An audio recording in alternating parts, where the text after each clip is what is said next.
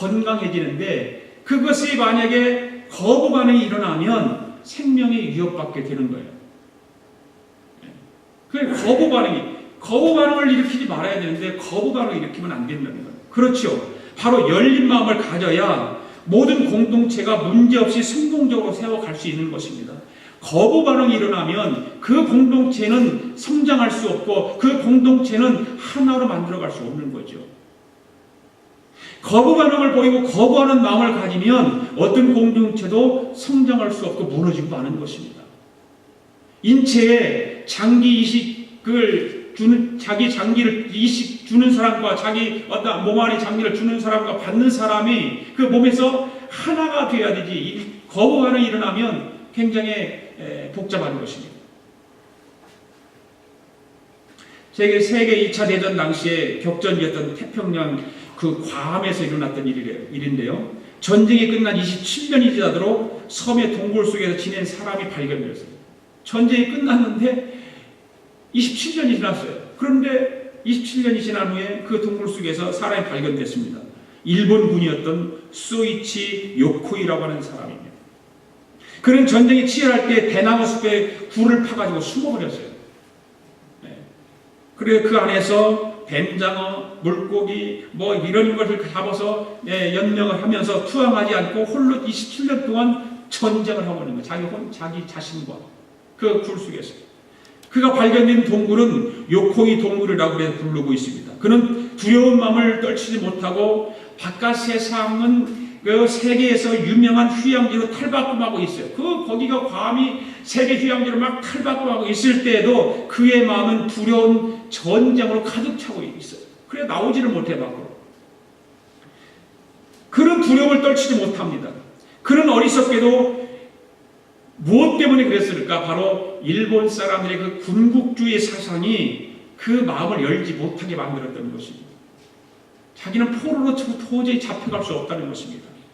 그래서 혼자 27일 동안 동굴 속에 살아갑니다. 그렇습니다. 사람마다 마음을 열지 못하면 그 못하는 곳에 재앙이 따르게 되어 있고 죽음이 오게 되어 있습니다. 마음을 열지 못하면. 살아있는 사람의 집은 아무리 좁고 초라해도 출입문이 있습니다. 창문도 있습니다.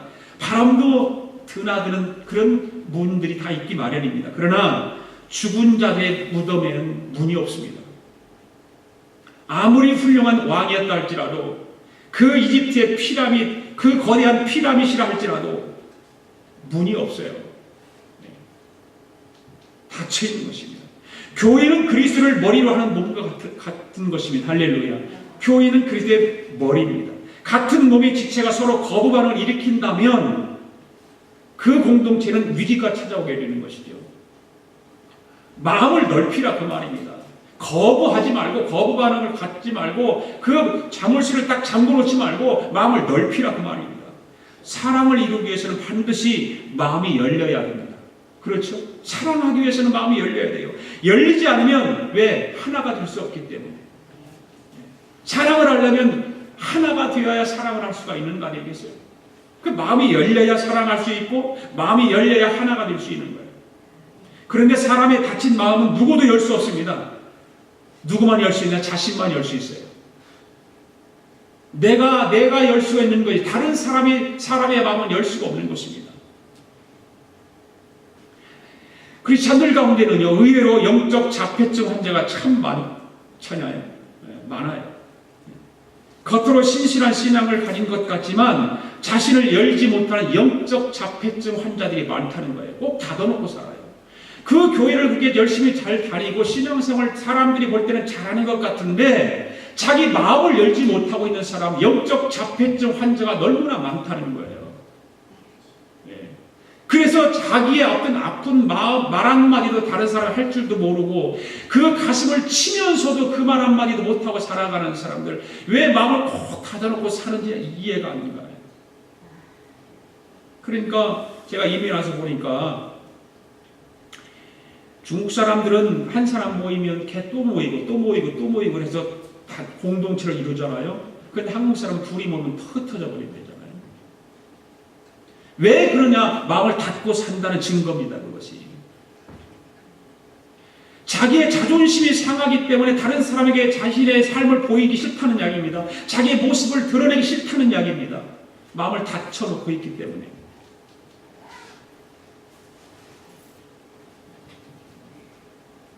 이런 사람들은 자신의 생각과 방법이 아니면 안 된다는 생각으로 시기와 분쟁을 부르면서 마음을 닫아버립니다. 마음을 꼭 닫아버립니다.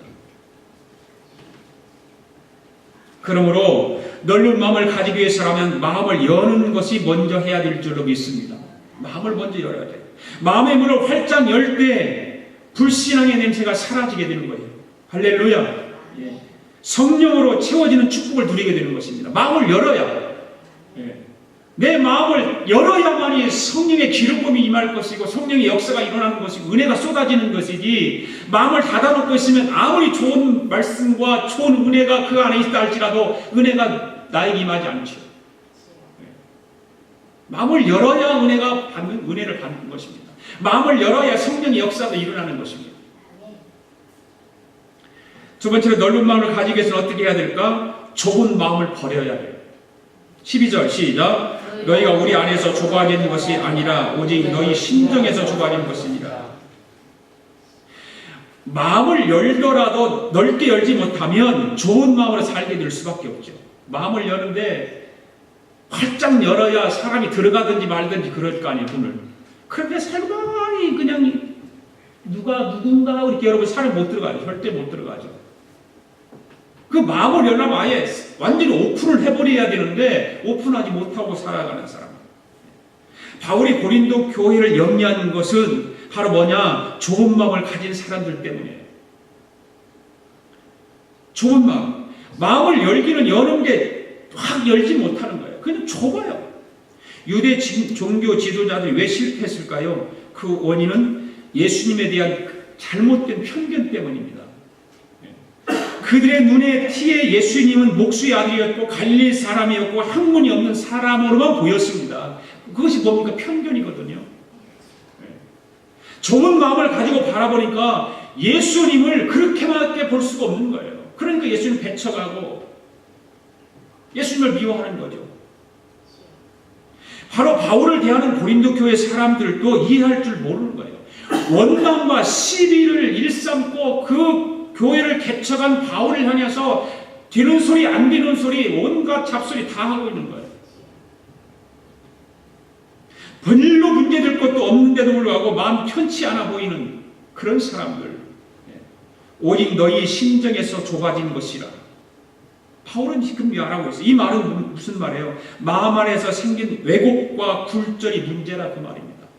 당신들의 마음 안에 있는 그 생각들이 지금 왜곡되어 있고 여러분의 마음이 지금 골절돼 꼬부라졌다 그 말입니다. 여러분들 주위의 사람들을 보면 마음이 꼬부라진 사람들 돌아보지 않습니까? 마음을 펴야 되는데 그 좁아진 마음을 확 열어야 되는데 그 열지 못하고 골절되어 있는 사람들, 꼬부라져 있는, 이렇게 꼬부라져 있는 사람들이 얼마나 많은지 몰라요. 이런 것들은 성도의 교제를 해칠 뿐만 아니라 자기 자신에게도 깊은 상처를 입히게 되는 것입니다. 여러분들 계속해서 여러분 자신들이 마음에 꼬부라진 마음을 가지고 있어 보십시오. 여러분 편합니까? 편합니까? 안 편하잖아요. 내가 그 꼬부라진 마음을 펴야 내가 편하고 내가 기쁨이 없고 즐거움이 없고 행복이 오는 것이지, 꼬부라진 마음을 가지고 있으면 절대 행복하지 않습니다. 기쁨도 없습니다. 누구에게든지 꼬부라진 마음을 가지고 있으면 내가 편하지 않습니다. 마음을 펴십시오. 좋은 마음을 넓게 하십시오. 바울은 지금 고린도 교인들의 그 이야기를 하는 거예요. 너희들이 마음을 좀 왜 이렇게 좁냐, 좁쌀영감 같으냐. 마음이 좁은 사람은 쉽게 당을 짓기도 하고요. 그렇죠. 바로 그리스도의 몸인 교회들이 왜 싸움의 분쟁을 일으킬까요? 바로 좁은 마음을 가지고 있기 때문에 그런 것입니다. 교회들이 분쟁이 일어나고 교회들이 당파를 짓고 교회에서 일어나는 불화와 분쟁, 불씨 모든 것은 좁은 마음 때문에 그런 거, 꼬부라진 마음 때문에 펴지 못하고 자물쇠로 꼭 잠궈놓고 있고, 그래서 그러는 것입니다. 어느 부잣집 아들에게 아버지가 유산을 엄청나게 물려주면서 물었어요. 너는 이 돈을 가지고 무엇을 하고 싶냐? 그러니까 이 아들이 값이 싼 땅을 엄청나게 사주고 싶어요. 그 아버지가 땅을 사겠다고 그러니까 기분이 좋았어요. 그러니 또 물어요. 넓은 땅을 사서 뭐 하려고? 예, 넓은 땅에 나무를 가득 심겠습니다. 그래? 잘 생각했다. 아주 크게 기르겠습니다. 아버지는 그 아들의 이야기를 듣고 참 믿음직스럽고 대견스러웠습니다. 그래서 다시 물었습니다. 그래서 어떻게 할 거야? 그러니까 이 아들이 대답하기를 나무를 다 키워서 그걸 이쑤시개 만들래요. 그러니까.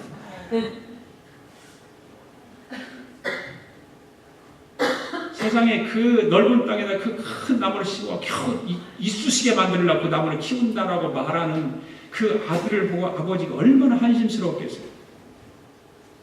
바로 좁은 마음, 좁은 생각, 바로 그거예요. 넓은 마음을 가지고 넓은 생각을 가지면 큰 일을 할 수 있는데 좁은 마음을 가진 사람은 큰 일을 할 수 없다 그 말입니다.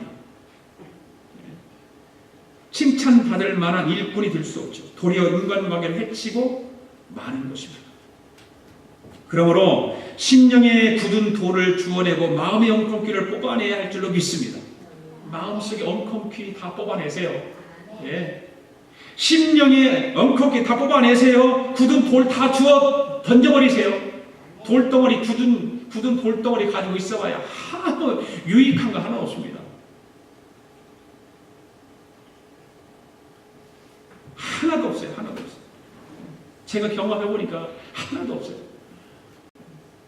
결국 그거를 내 마음속에 다 드러내야 내가 편안해지고 내가 기쁨이 있고 은혜가 되지, 그거 가지고 있어 보니까 내가 죽겠어요. 내가. 그런데 어떤 사람이 용하게도 그거 잘 간직하고 있는 사람도 있어요. 참 용해요. 병도 안 생기고 어떻게 그렇게 죽지도 않고 그렇게 잘 있는지 몰라.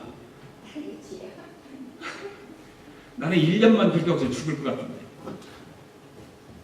1년이 거의 한 달만 있으면 죽을 것 같아요. 그러고 있어요. 그 내 마음속에 굳은 돌을 다 주워내야 되고 마음의 엉겅퀴를 뽑아내야 되는 것입니다. 좋은 마음에서 한 걸음 더 나가야 될 줄로 믿습니다. 한 걸음 더 나가야 되는 거예요. 그 자리에 머물러 있지 말고 자신의 편리만 생각해서는 안 되는 것입니다. 그렇다고 내가 편합니까? 절대 안 편해요. 넓게 멀리 보고 밝게 살아야 할 줄로 믿습니다. 좋은 마음은 그 좋은 마음에 그 옆에도 가지 마. 그런 사람들 옆에도 가지 마세요. 쫄짱부들, 예, 그 옆에도 그런 사람 옆에도 가지 마십시오. 가봐야 아무 유익이 없어요. 쫄부들을 따라다녀봐야 아무 소용 없습니다. 마음이 통 큰 사람을 쫓아다녀야지 쫄부들 쫓아다녀봐야 아무 소용 없어요. 사람들을 만나면 악수를 하는데 그 악수를 하게 된 기원이 어디서 온 줄 여러분들 아세요? 왜 악수를 할까 사람들? 전쟁터에 생긴 일이거든요. 이게요. 서로 적과 적이, 아군과 적이 싸우다가 서로 적끼리 서로 만나야 되는데 서로 악수를 거기서 하게 돼요. 왜 악수를 했냐? 우리는 무기가 없습니다. 무기를 손에 들지 않았습니다. 라고 하는 표시로 이렇게 악수를 시작했다는 거죠. 빈손이라고 당신의 해칠 무기를 가지고 있지 않다는 거예요. 사랑하는 여러분, 좁은 마음 버리십시오. 예. 오늘부터 다 씻어버리십시오. 십자가 앞에 다 내려놓으십시오. 예. 마음을 먼저 열고 모든 것을 받아들이는 자세야말로 성숙한 그리스도인의 모습인 줄로 믿습니다. 예. 그게 진짜 그리스도인 아니겠어요? 그 다음에 마지막 세 번째, 넓은 마음을 가지기 위해서는 어떻게 해야 될까? 보답하는 마음을 가져야 돼요. 보답하는 마음. 자, 13절 시작. 내가 자녀에게 말하듯 하노니 보답하는 것으로 너희도 마음을 넓히라. 이 바울의 그 말하는 모습을 보시죠. 바울은 지금 고린도 교인들에게 많은 상처를 받고 있거든요. 그들의 말만 들어보면 엄청난 상처를 받고 있음에도 불구하고 그 고린도 교인들을 향해서 그 말하는 그 말투는요, 그냥 사랑으로 가득 찬 그런 말이잖아요. 원망하는 말이 아니라 그들 마음을 넓혀라. 보답한 마음을 가져라. 그렇게 말하고 있어요. 우리는 대표적으로 성경에서 요셉의 삶을 통해서 요셉이 애굽의 총리가 되어서 자기 형들을 만났을 때 그 모습을